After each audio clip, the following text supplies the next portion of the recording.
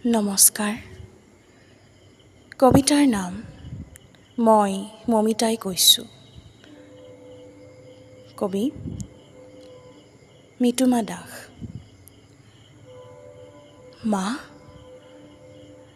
তুমি চিন্তা নকৰিবা, মই নাইট ডিউটিহে কৰিব যাম, কোনো বেলেগ দেশলৈ নাযাওঁ নহয় মা।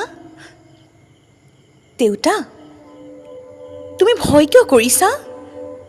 মই ঘূৰি আহিম নহয়।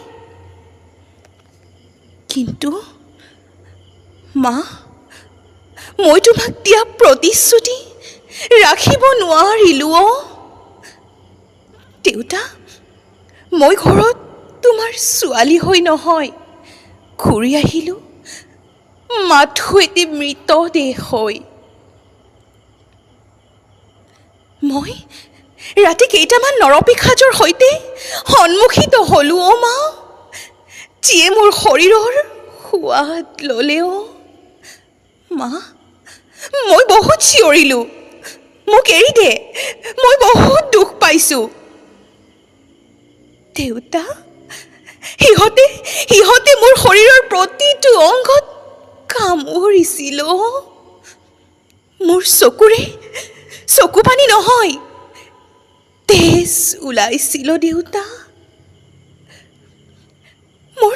মোৰ ধুনীয়া জীৱনটোত সেইদিনা ৰাতি অমানিশা নামি আহিছিল। মই বৰ কষ্ট পাইছিলোঁ দেউতা। মই এপাহ ফুল হৈ ফুলিছিলোঁহে মা, সিহঁতে সেই ফুলপাহ ছিঙি পেলালে। মা, মই যাওঁ মা। দেউতা, তুমি ভালদৰে থাকিবা।